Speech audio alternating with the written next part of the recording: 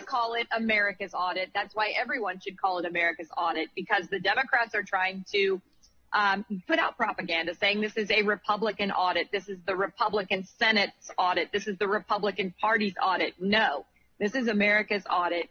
And it's funny because you say they claim that this is the most secure election that we've ever had. But as soon as this audit began, the Democrats and the left and the progressives and the globalists sent 73 lawyers to Arizona to try to stop this process. This process is brought on by the Arizona State Senate. Our legislators are very strong. They understand the power of the legislature. They understand the power of the states. They subpoenaed this information from Maricopa County, and now we are trying to continue the pressure to force Maricopa County to deliver all of the information we need to get the answers that we want to restore election integrity and voter confidence. Let's start by talking about the immediate sort of attempts to block the audit. You said the Democrats and the left sent in this army of lawyers. Isn't it true that at the same time the Biden administration sent a sort of threatening letter, which at least in part, for the part of it I saw, said something like, if you contact voters at their home address, this is a form of voter intimidation. I mean, the election's over, but they seem to suggest, well, you're intimidating them for the next time around just by verifying that they live at that address. So talk about, first of all, talk about what the Biden people are trying to do. And then second, has this scared off to any degree the auditors or the Arizona legislature? Right. Yes, you are exactly right. So our Secretary of State, Katie Hobbs, tried to bring in the federal government, bring in the very politicized DOJ, the Civil Rights Division of the Department of Justice, into Arizona, which I think is unconstitutional, and probably you do too, because they have no place, number one, in our elections, but number two, in an audit of the elections. There's just nowhere for them. So they sent a letter stating that they were asking some questions based on news reports and complaints that they had received. Now, the news reports in Arizona have also been the local news, basically complete fake news, trying to create the story rather than report the story. So the DOJ sent a letter asking about two things: the security of the ballot and whether there was voter intimidation happening. Now, neither of those things are happening. The ballots are secure. There are 19 armed guards that are on site every single day, along with 24-hour security cameras and 9 cameras that are open to the public to watch this audit as it happens.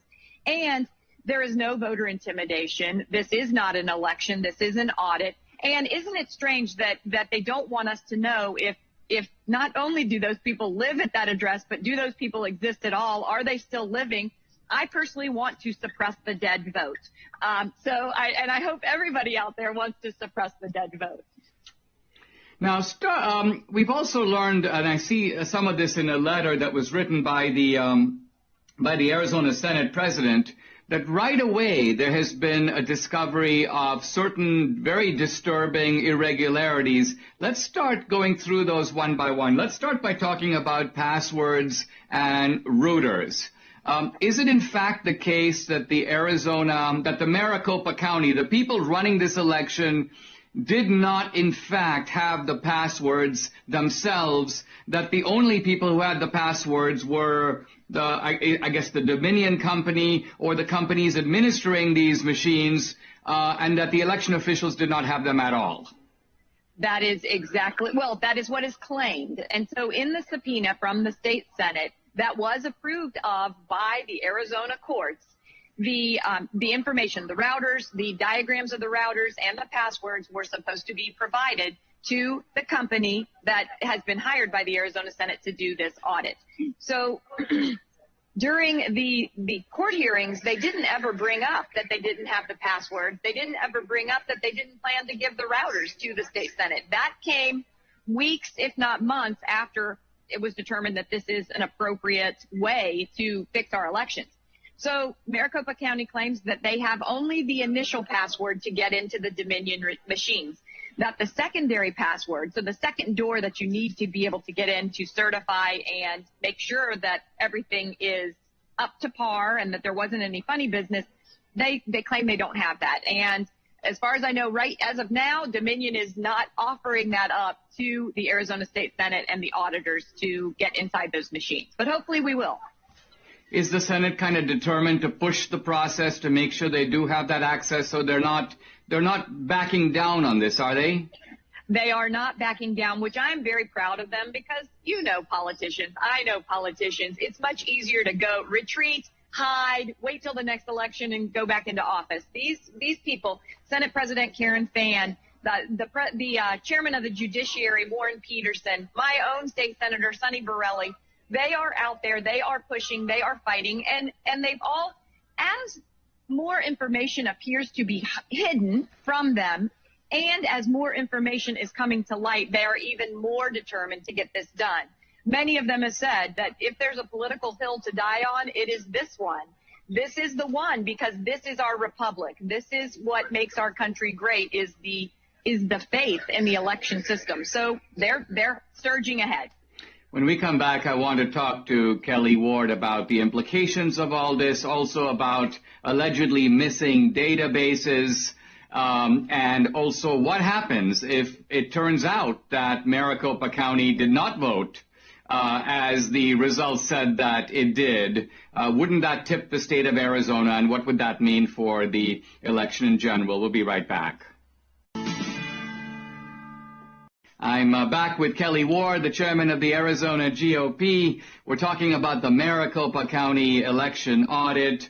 Kelli, is there any merit? The sheriff, Paul Penzone, has put out this statement, in effect saying we can't turn over this data to the Arizona legislature because it contains highly sensitive law enforcement information. First of all, what on earth does law enforcement information have to do with voter information? Why are those two things allegedly being commingled? What is this guy even up to? Right. Well, Paul Penzone is the sheriff in Maricopa County. He was supported by George Soros. He is a leftist. And the things that he's saying, I hope that he does get called to say them under oath, because I do think that there's some stretching of the truth there. This is in regard to the routers. And he and Maricopa County, the attorneys for Maricopa County, are claiming that law enforcement data is stored on the routers, that Social Security numbers, also maybe sensitive medical information is stored on those routers as well. And I had to look up about routers, and I had to talk to a lot of tech experts to find out really the truth about this, because routers are designed to be fast, to quickly move packets of information from one place to another. And only a very novice IT person would store that kind of data on a router in general, let alone on a router that belongs to the elections part of the county. The county has a very complex, very large database. It's a huge, and this information should not be on those routers. And for me as a physician, I can tell you, if medical information is stored there, then perhaps Maricopa County needs to self-report some HIPAA violations and get that fixed, because the election routers should be stored separately after the elections are over, and they should be secured, not being used in day-to-day operations of the county. Now, in this letter that Arizona Senate President Karen Fann has sent, she refers to the fact that there was apparently a whole database, seemingly a significant one, illegally deleted after the subpoena was issued to produce this information. Now, my question is that true? Who deleted it, and what's on that database? Well, that's what we're trying to find out, Dinesh, exactly that. So Karen Fann, the Senate president, has invited the county to a meeting that's going to be live streamed on May 18th at 1 p.m. Pacific time, 1 p.m. Arizona time, so that they can explain this, because it's the election management system. It's a database within that. There is one large computer and then multiple client computers that feed into that. The client computers all reference the vote and tally database, which is basically the vote and tally of the 2020 election. However, that database is not found on the mainframe of the system. We don't know who may have deleted it. We don't know if there's a backup that is readily available from Maricopa County. I was informed this morning that there is an outside entity that has access to that file, and that may be the only file that exists that includes that original voted, not voter, but voted database. So there's a lot of questions. I hope we get a lot of answers. Now, we're waiting to know a lot of things, but let's just start with what we do know, and let's just start with the obstacles that we've seen in Maricopa and the problems with this audit. Doesn't that, on the face of it, tell you that we need to have similar audits in Michigan, in Wisconsin, perhaps in Minnesota, certainly in Pennsylvania, that there's enough smoke to tell you that shenanigans were afoot? And this needs at the very least to be looked at. Whenever I keep hearing this has all been looked at, I say looked at by whom? Looked at when? Looked at where? Adjudicated exactly by whom on the merits? So isn't the significance of Maricopa enlarged by the fact that it's sending a message to other states that they need to look at their returns? Yes, 100%. I mean, I think we should look at all of our counties in Arizona.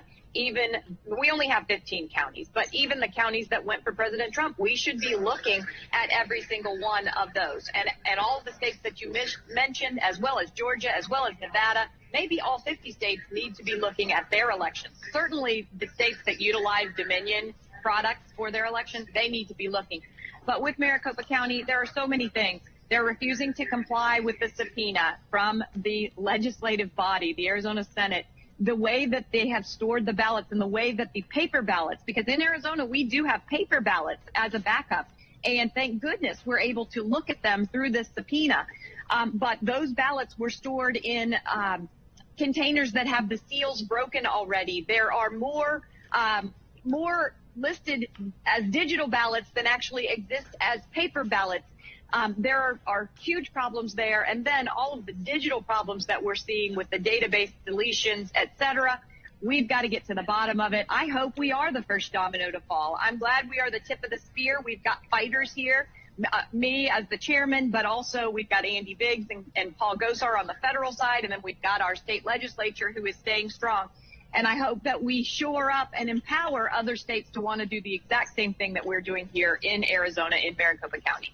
Let me follow a thought experiment, Kelly. Let's just say that the Arizona audit reveals that Maricopa County, which is the county that delivered the state for Biden, tips to Trump, or subtracts enough invalid votes that Trump wins the state of Arizona. What happens? Does Arizona then declare that Trump is the winner? Follow the process out. What happens if the audit reveals that Trump won Arizona? Right. And remember, in Arizona, the margin is razor thin, 0.3%, just a little over 10,000 votes separating those two candidates. So the likelihood of finding something is very, very high. And I think that's why the Democrats are panicking, why they're in a frenzy. So these are unprecedented times, but they're going to call for unprecedented solutions, in my opinion.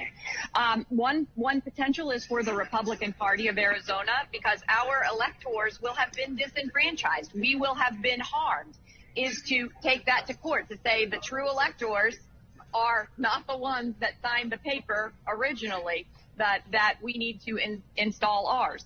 We may have, I'm not sure that the legislature will have the power to do anything themselves other than to change law for future. But the certifying bodies, those counties, and even the Secretary of State could be forced to decertify what they previously certified. Because, and President Trump has said this to me directly, if you go to Tiffany's and you steal the diamonds and then you're found out that you stole them 2 weeks from now, 2 years from now, 20 years from now, you still have to return the diamonds and you have to pay the price. You have to pay the consequences. So I think it's not known. We can't have an illegitimate president that is seated. It's bad for us internally in our country. It's bad for us, obviously, with our enemies around the world and with our status around the world. So this has to be corrected for 2020 and going forward into perpetuity. Here's a statement by